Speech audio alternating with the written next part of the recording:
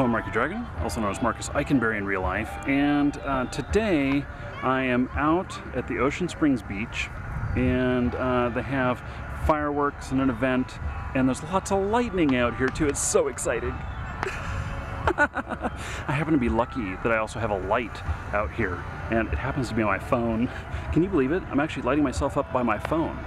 So, I've got a question here from Wild, and he wants to talk about games nowadays. He says, "Greetings, Marky Dragon. As I rewatch your older videos, I couldn't help but wonder how you feel about modern games.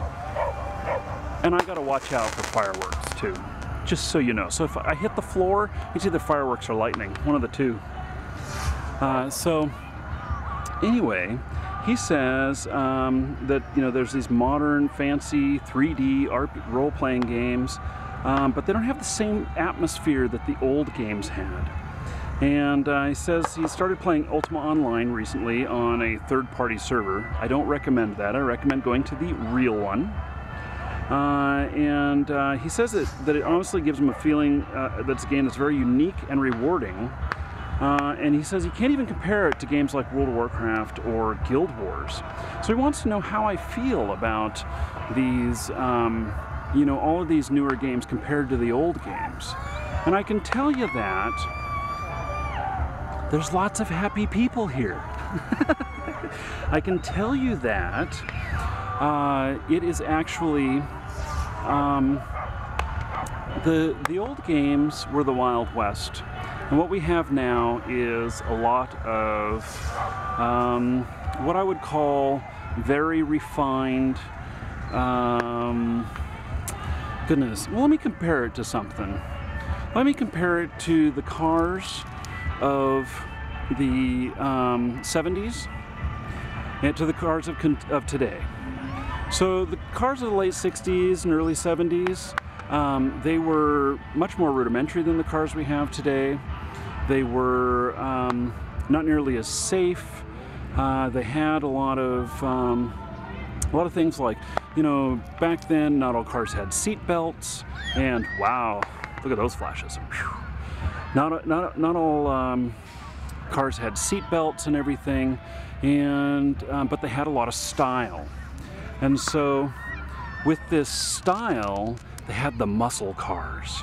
We had like the Roadrunner, we had the Charger, we had the Mustang, and even some of the old Corvettes back then and stuff. They really just had a lot of muscle, a lot of style. They didn't care, basically. Man, that's loud. I'm just waiting. They didn't care, basically, what kind of gas mileage there was or how much it polluted the air. They had a lot of character. And then the games the cars of today are, they're very sleek. They're very, a lot of the style is gone from them. A lot of the extra stuff, like some of the design stuff that that was really cool, but at the same time was useless. And it's all very functional now and very aerodynamic. They all have good, they don't have a lot of wind resistance. They slide through the wind good. They are well balanced. They're high performance. They do well on gas. They don't have high emissions. All of that stuff. And the cars are a little bit more boring these days, even though they're nicer, arguably, and they're a lot safer. They have a lot more features, but they are more boring. And so, with that said, I feel like that's probably a good analogy for how it is with the video games. And it's basically the Ultima Online, even EverQuest and Dark Age of Camelot was the Wild Wild West. There's a lot of things that were very unrefined. There's a lot of things that were left up to our imaginations. There's a lot of things that didn't work right. There's a lot of things that worked awesomely that would never be done again today. And things like, one of the things that I really appreciated the most was the risk.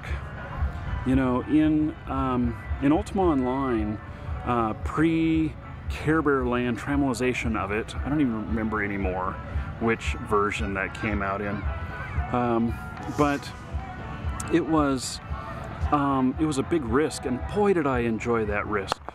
The risk was really something special, and it was something that I really, really appreciated. Now, I hated getting ganked, I hated getting killed, but you know what? Boy, that got my blood flowing. Boy, that really got me, you know, really, really fired up, and I really enjoyed that. Even though I hated losing my stuff, and I lost my stuff a lot of times. So, anyway, that is my take on games today. I think that they're not nearly as exciting, even though they're deeper and maybe a better experience in some ways, but it's a lot more of an experience that's programmed to what the majority wants, and it's a lot less niche-y. And so I miss that. I do know that that I will be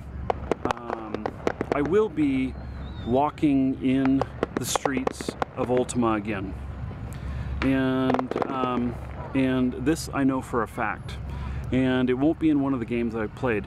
I am sure that either EA or Garriott will make another Ultima, and it'll be online.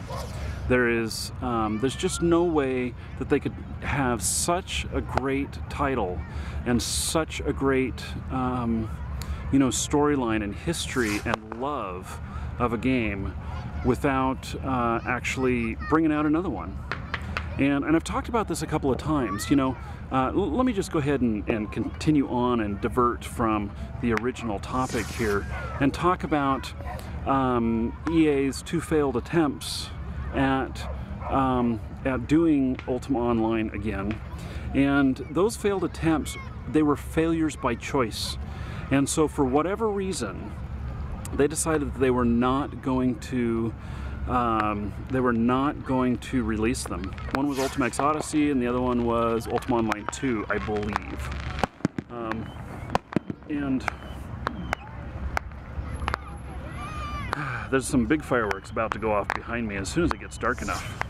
Do you see that truck right back there? Let's see, can I point to that?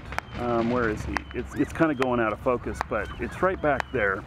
And he's going to be firing off fireworks out there. And, ooh, did you see that lightning strike? Wow, I turned around right at the right time. So, anyway, when those start, I'll have to stop the video because you won't be able to hear me anymore when that big stuff's going off. But anyway, with Ultima Online, it basically, when they came out with these other two, they did some really unique things, some really wonderful things, and they looked like awesome games. I was so excited when I heard that there was a new one coming out, and you know, so there. When I heard a new one was coming out, and they asked me to come down and take a look at it, and I went and flew down on EA's dime to both, and I was just so excited probably because I knew I was going to talk about it, and so basically, they by choice decided that they didn't want to cannibalize their markets. And what I mean by cannibalize their markets is they were afraid that if they were to release this game, that their successful game of Ultima Online could be cannibalized by the players all leaping to this new game, and that there was no guarantee that the new game was going to have the staying power to the players that it had before. And so they decided that they just didn't want to cannibalize it, and that they were going to kill them. And they had, oh, look at that. So I got my phone here. I'm using my phone as a light because I need it. So they even had things like, they had this 360-degree view in Ultima X Odyssey of the actual of the actual gameplay. And so the characters stood in the middle and you could see behind him and everything, and it was really great. And it was done, I'm sure, with multiple monitors, which I've done. I have 4 monitors on my system. Maybe I'll show it to you guys sometime. But when you guys see me standing in front of that TV with sometimes showing stuff in the background, that actually it's a 42-inch TV, but it is also a it's also hooked up as a monitor. I have an HDMI out on one of my video cards. So anyway, I look forward to the day when they will do it again, and I'm 100% confident that they will, and I can't wait to when we hear that day when EA or Garriott announces, and they're the only 2 I would think that would do it. It could be somebody else. When, ooh, you see that lightning? Wow! When they announce that they're doing it, doing a new game, new Ultima game, you better believe I will be all over that. Anyway, I think it's time for me to go. So I'm about to get hit by fireworks out here, and I'm not so excited about getting hit. Anyway, I'm Marky Dragon. Take care.